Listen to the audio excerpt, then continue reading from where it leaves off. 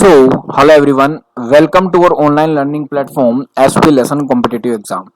So बच्चों हमारी series चल रही है सक्सेस बूस्टर सीरीज जिसमें हम कंप्लीट कोर्स ऑफ फिजिक्स की बात करने वाले हैं। तो आज हमारा जो नया टॉपिक है बच्चों वो है करंट इलेक्ट्रिसिटी।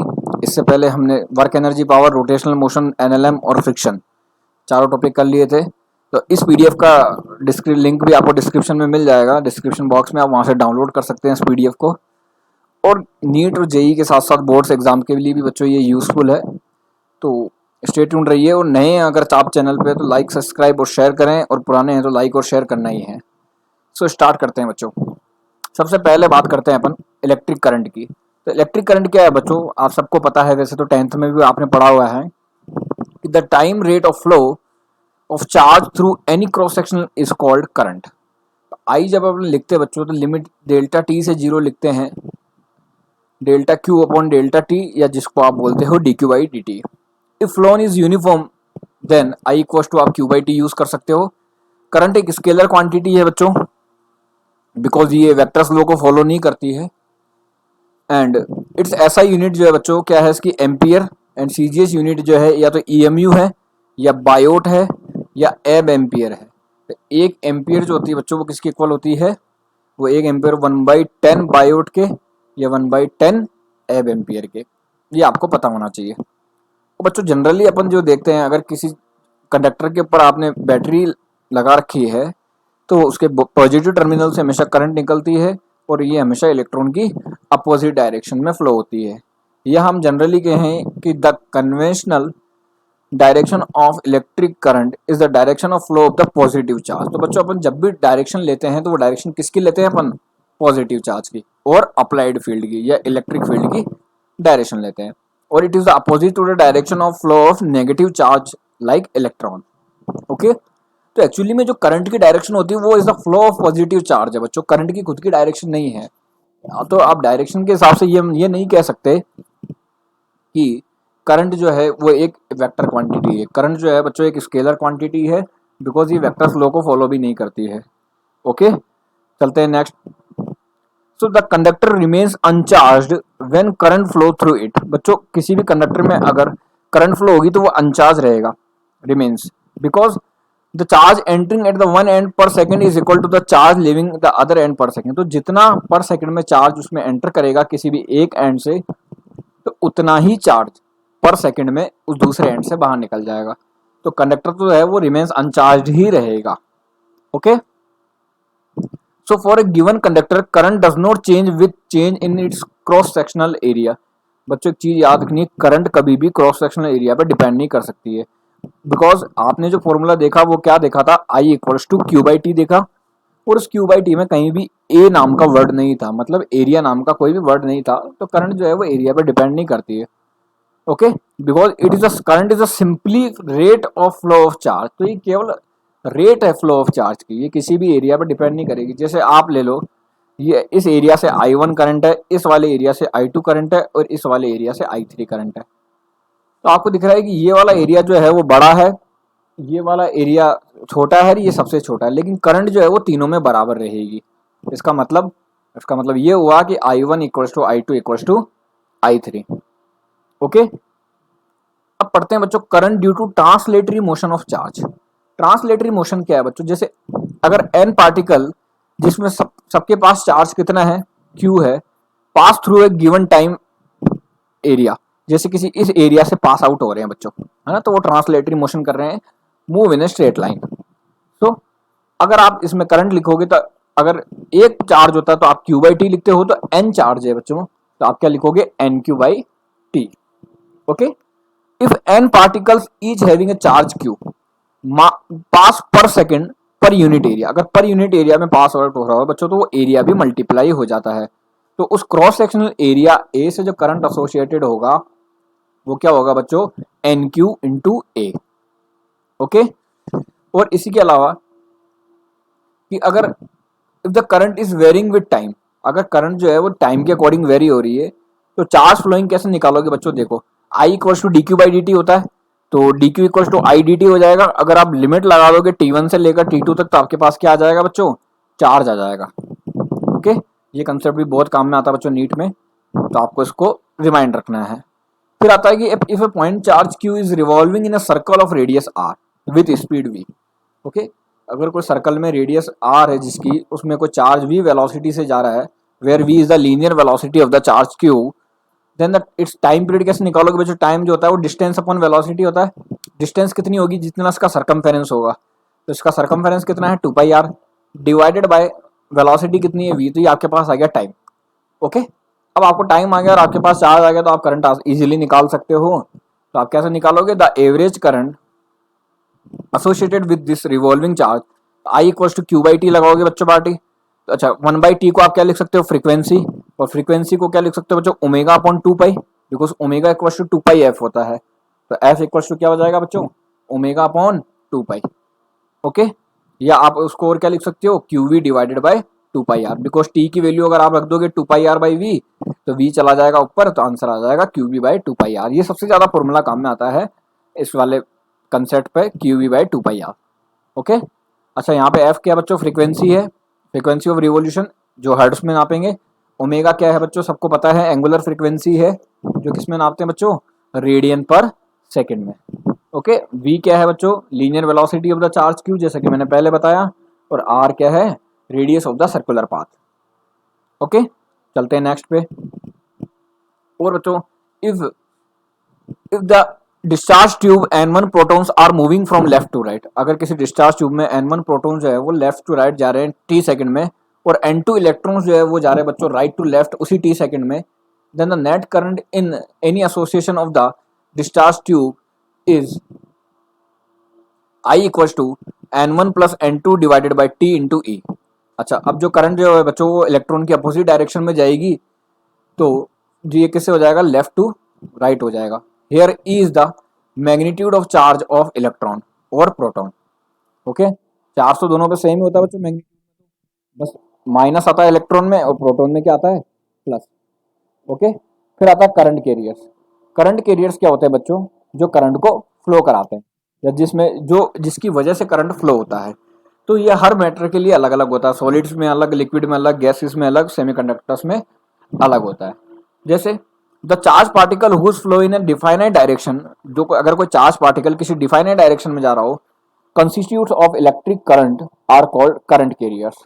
ओके, तो in different situation current carrier भी डिफरेंट होते हैं। जैसे सॉलिड में बात करें तो आपको पता है फ्री इलेक्ट्रॉन की वजह से करंट फ्लो होती है। लिक्विड में बच्चों आपको पता है पॉजिटिव और नेगेटिव आयंस होते हैं। गैस में किसकी वजह से होता है? पॉजिटिव आयन और फ्री इलेक्ट्रॉन की वजह से। जैसे डिस्चार्ज ट्यूब हो गई, तो गैसेस में किसकी वजह से होता है बच्चों? पॉजिटिव आयंस और फ्री इलेक्ट्रॉन की वजह। और सेमीकंडक्टर में क्या होता है बच्चों? ये अलग ही चैप्टर है, जिसमें क्या होते हैं? फ्री इलेक्ट्रॉन्स और होल होते हैं, इनकी वजह से करंट फ्लो होती है। ओके, फिर करंट डेंसिटी की बात करते हैं बच्चों। करंट डेंसिटी J क्या है? ओके, तो current density at any point inside a conductor is defined as a vector having magnitude equal to current per unit area surrounding that point. इसका मतलब current per unit area, okay, उसको क्या बोलोगे आप? Current density. Okay बच्चों, remember area is normal to the direction of charge flow. याद रखना बच्चों, यहाँ पे एरिया वेक्टर की जो आप डायरेक्शन लोगे, वो डायरेक्शन कैसे लोगे? Normal to the direction of charge flow. Okay बच्चा पार्टी, जैसे आप इस डायग्राम में भी इजीली देख सकते हो। ओके, तो current density at any point P is given by J vector which is equal to di by dA, where N vector is the direction of J vector को फ्लो करता है। जैसे यहाँ पे बच्चों ये एरिया वेक्टर लोगे तो ये परपेंडिकुलर टू द आउटसाइड आएगा ऐसे, और यहाँ पे एरिया वेक्टर लोगे थीटा एंगल पे तो ये ऐसे आएगा। ओके, अब इस J की डायरेक्शन में जो DA का कंपोनेंट जाएगा, जहां बेस वहां कॉस, तो ये कितना हो जाएगा? DA cos theta. Okay, if the cross sectional area is not normal to the current, अगर नॉर्मल नहीं हो मतलब परपेंडिकुलर ना हो, तो but making an angle theta with the direction of current, अगर थीटा एंगल बना रहा हो बच्चों, ओके, ये अगर थीटा एंगल बना रहा हो तो J कैसे लिखोगे बच्चों? DI divided by DA cos theta. देखो बच्चों, इसकी डायरेक्शन में कौन सा कंपोनेंट जाएगा? जहां बेस वहां कॉस, तो ये आ जाएगा DA कॉस थीटा। तो DI जो लिखोगे वो क्या लिखोगे? JDA cos theta. अच्छा, ये J डॉट DA हो गया बच्चों, ये दो वेक्टर का डॉट प्रोडक्ट हो गया ये। तो DI क्या, तो I निकालोगे तो इंटीग्रेशन कर दोगे इसका, तो ये आ जाएगा integration J dot DA। Okay, अच्छा यहाँ से भी देख सकते हो बच्चों, दो करंट जो है वो दो वेक्टर्स का डॉट प्रोडक्ट है, इसका मतलब ये कौन सी क्वांटिटी है, ये एक स्केलर क्वांटिटी है। इफ करंट डेंसिटी जे दे रखी हो uniform for normal cross section area A, तो जे आप जनरली निकाल सकते हो आई बाई ए से। फिर बात करते हैं बच्चों, in case of uniform flow of charge through a cross sectional normal, I जो होता है वो किसके इक्वल होता है, क्यू एन वी ए के। ओके, एक्चुअली में जो रिजल्ट आता है वो ड्रिफ्ट वेलोसिटी के लिए आता है, I equal to n e A v d. तो जे इक्वल टू क्या होता है, आई बाई ए होता है, तो वो होता है एन ई वी डी या N Q into V. Generally अगर वेलोसिटी दे रखा हो तो एन क्यू वी लगाओगे, अगर चार्ज जो है वो इलेक्ट्रॉन है और स्पीड जो है वो वी डी है तो एन ई वी डी लगा सकते हो आप। ओके, अगर आप इसको आप देखोगे करंट डेंसिटी को इलेक्ट्रिक फील्ड से, तो जे इक्वल टू होता है सिग्मा ई, और सिग्मा को लिखते हैं हम 1/ρ। सिग्मा होती है बच्चों कंडक्टिविटी, एक्चुअली में ये ओम का जो है वो स्मॉल फॉर्म है ओम के, ओम लॉ की। ओम्स का जो लॉ पढ़ते हो आप, उसमें इसका जो माइक्रोस्कोपिक फॉर्म होता है वो होता है J equal to sigma E या E by rho, where sigma is the conductivity, rho is the resistivity और specific resistance of the substance. Okay, अब क्लासिफिकेशन देखते हैं बच्चों मटेरियल का अकॉर्डिंग टू देयर कंडक्टिविटी। तो कंडक्टर्स में क्या होता है, और इंसुलेटर और सेमीकंडक्टर, तीन टाइप के होते हैं बच्चों मटेरियल कंडक्टिविटी के हिसाब से।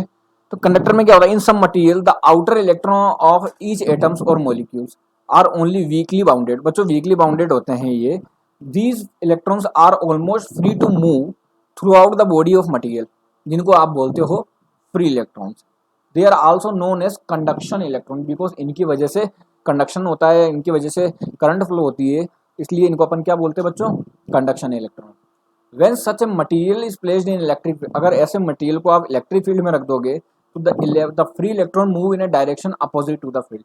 तो इसमें क्या होंगे बच्चों, फ्री इलेक्ट्रॉन जो होंगे वो इलेक्ट्रिक फील्ड के डायरेक्शन के जस्ट अपोजिट जाएंगे। ऐसे मटेरियल को आप क्या बोलोगे, कंडक्टर। ओके, फिर बात करते हैं बच्चों इंसुलेटर्स की। इंसुलेटर्स क्या होते हैं, another class of materials called insulator in which all electrons are tightly bound होते हैं बच्चों टू देयर रेस्पेक्टिव एटम्स और मॉलिक्यूल। इसमें क्या होते हैं, इलेक्ट्रॉन जो होते हैं बच्चों वो कैसे होते हैं, टाइटली बाउंड होते हैं इफेक्टिवली। इसका मतलब इसमें का इसके पास कोई भी फ्री इलेक्ट्रॉन नहीं है। ओके, अगर आप ऐसे मटेरियल को इलेक्ट्रिक फील्ड में रखोगे तो द इलेक्ट्रॉन्स में slightly shift opposite to the field. तो इसमें कुछ एक इलेक्ट्रॉन ऐसे होंगे जो इलेक्ट्रिक फील्ड के अपोजिट डायरेक्शन में जाएंगे, बट वो अपने पेरेंट एटम और मॉलिक्यूल को क्या करेंगे, लीव नहीं कर पाएंगे। इसका मतलब इनकी वजह से कोई भी करंट फ्लो नहीं होगी, और इनको क्या बोलोगे आप, डाइलेक्ट्रिक्स। ओके, फिर बात करते हैं सेमीकंडक्टर की। सेमीकंडक्टर का अलग ही मैटर है। सेमीकंडक्टर में the behaviour is like an insulator at low temperature. तो लो टेम्परेचर पर सारे सेमीकंडक्टर किसकी तरह बिहेव करते हैं, इंसुलेटर की तरह। लेकिन जब हाई टेम्परेचर होगा तो कुछ नंबर ऑफ इलेक्ट्रॉन्स क्या होंगे, able to free and they respond to applied electric field. तो कुछ इलेक्ट्रॉन्स जो होते हैं वो फ्री हो जाते हैं और वो अप्लाइड इलेक्ट्रिक फील्ड के अपोजिट डायरेक्शन में जाने लगते हैं। As a number of free electron in semiconductor is much smaller than in a conductor. तो कंडक्टर्स के कंपेरिजन में इनके पास जो फ्री इलेक्ट्रॉन्स होते हैं वो बहुत कम होते हैं। So it's behaviour is in between the conductor and insulator. इनका मतलब इनका बिहेवियर जो है वो कंडक्टर और इंसुलेटर के बीच का होता है, तभी तो उसका आप देखो सेम ही मतलब होता है हाफ। तो ये हाफ कंडक्टर की जैसे बिहेव कर रहे हैं। Okay, that the name is semiconductor. A free electron in a semiconductor leaves vacancy in the normal bound to position. तो जैसे इलेक्ट्रॉन जाएगा वहां पे एक वैकेंसी बच जाएगी, इसको फ्लो करने के लिए क्या आएगा बच्चों, hole. The vacancy also help in conduction.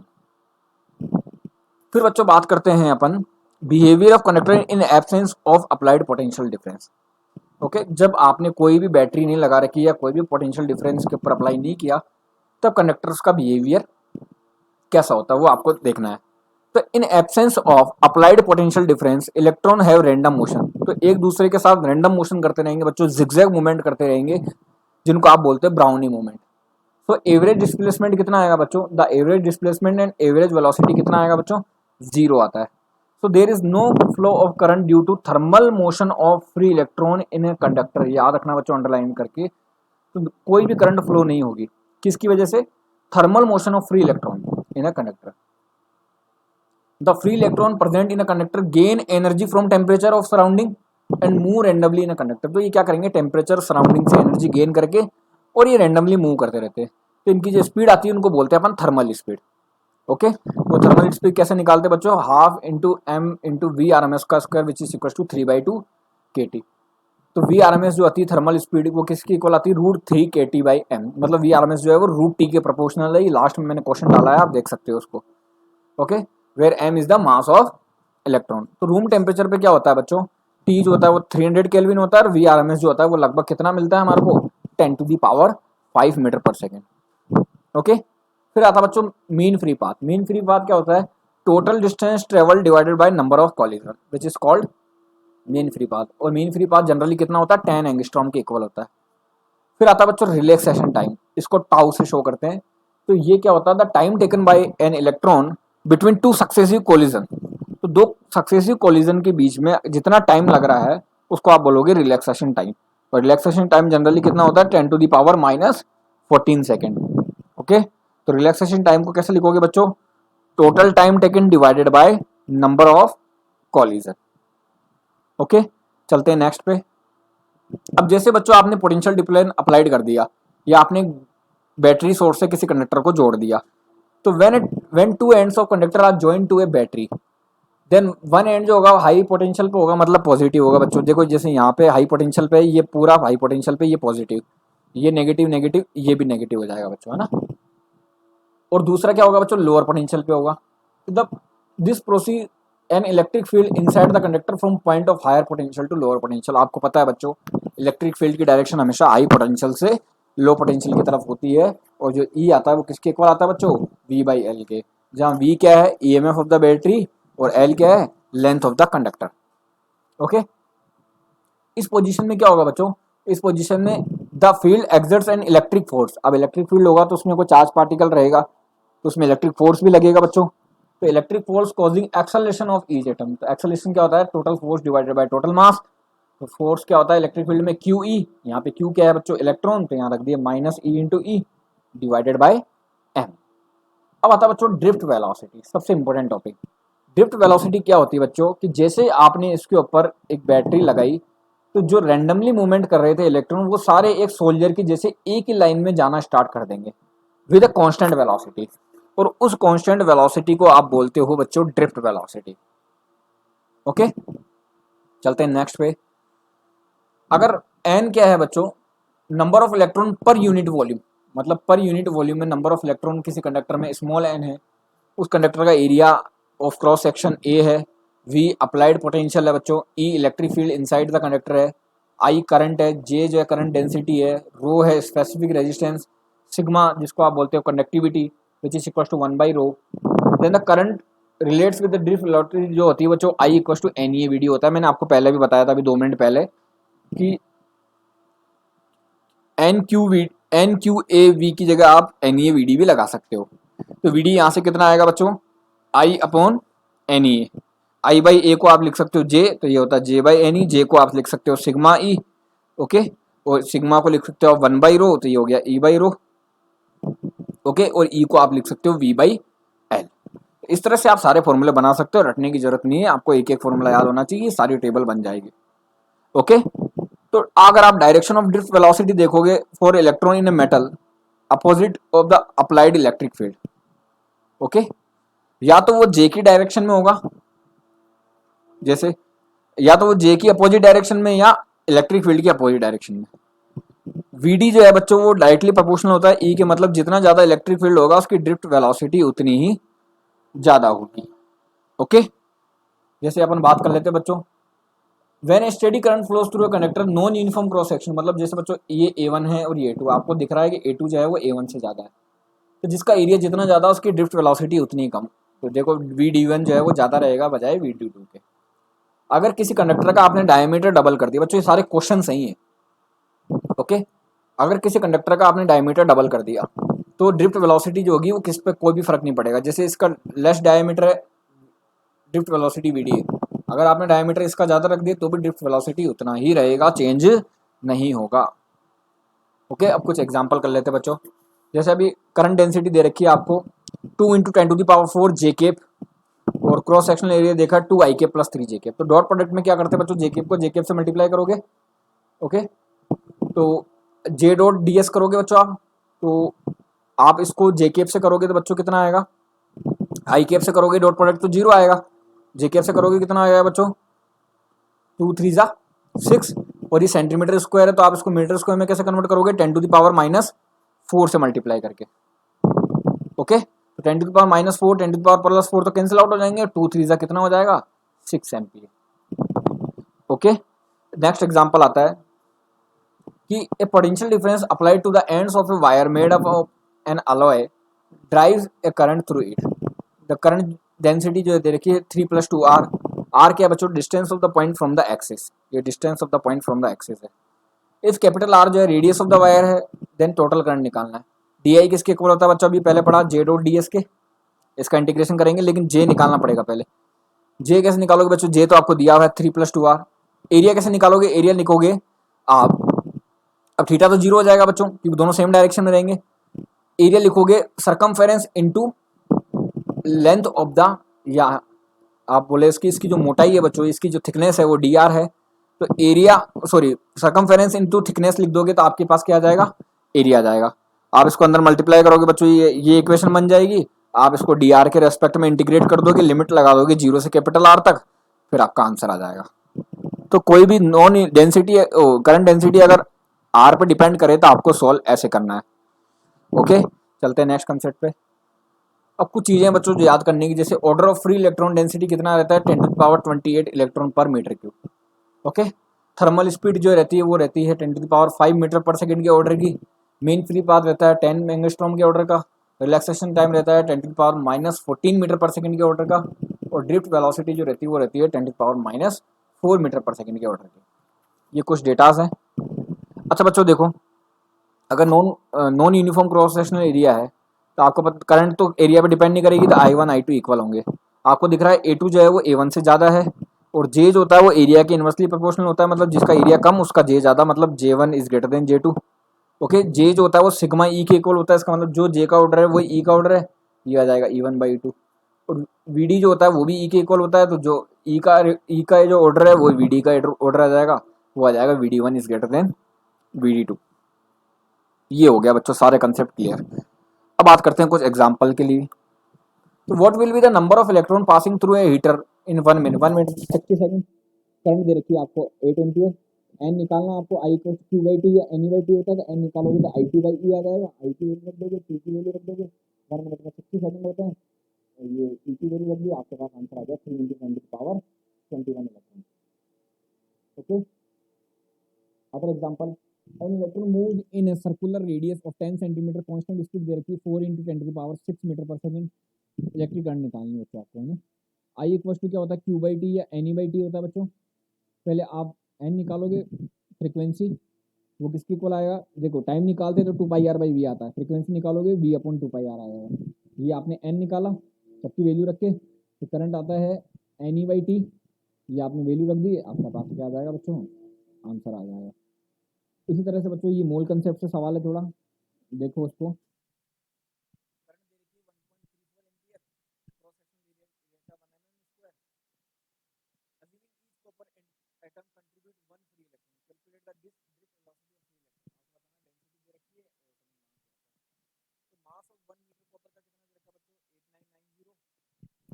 अब इसको ग्राम में कन्वर्ट करोगे 10⁻³ से मल्टीप्लाई कर दोगे। नंबर ऑफ मोल निकालोगे 1 मीटर क्यूब में, तो ये इतना आ जाएगा, तो 63.5 से डिवाइड करके ये मोल आ गए। अब मोल को बच्चों किससे गुना कर दोगे आप, अवोगाद्रो संख्या से या अवोगाद्रो नंबर से, तो ये आपके पास ये आ जाएगा नंबर। अब n आ गया, VD इक्वल टू क्या आता है, I/NEA, ये VD आ जाएगा। ओके, चलते हैं नेक्स्ट क्वेश्चन पे। अब बच्चों देखो, आपको करंट दे रखी है, टाइम पे डिपेंडेंट, आपको पता है कि जो I इक्वल टू dQ/dt होता है, तो dQ इक्वल टू क्या हो जाएगा, इंटीग्रेशन I/dt। I कितना दे रखा है 2 + 3t, लिमिट लगा दी 0 से लेकर 10 तक, जहाँ तक पूछा आपने, और फिर आपने इसको इंटीग्रेट किया तो ये हो गया 2t, ये हो गया 3t²/2, लिमिट लगा दी 0 से 10, वैल्यू रख दी 170 कूलम, आंसर आ गया आपका। ओके, इसी तरह से मोबिलिटी क्या होती है बच्चों, मोबिलिटी होती है VD/E, drift velocity per unit electric field. मात्र इसका यूनिट जो देखोगे बच्चों वो कितना आएगा, meter square divided by volt into second. Mobility जो होती है बच्चों प्रेशर और टेम्परेचर पर डिपेंड करती है। ओके,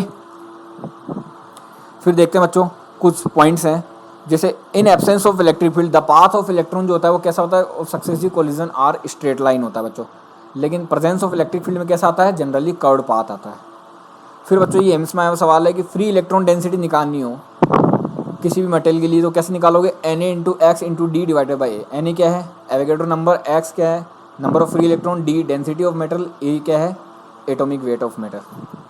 ओके, जैसे एक क्वेश्चन करते हैं बच्चों, करंट आई जा रही है, ड्रिफ्ट वेलोसिटी दे रखी हुई, 2i करंट जा रही है सेम मेटल से, मतलब रो सेम है, लेकिन एरिया जो है वो डबल है, तो आपको बताना है इसमें ड्रिफ्ट वेलोसिटी कितना होगा।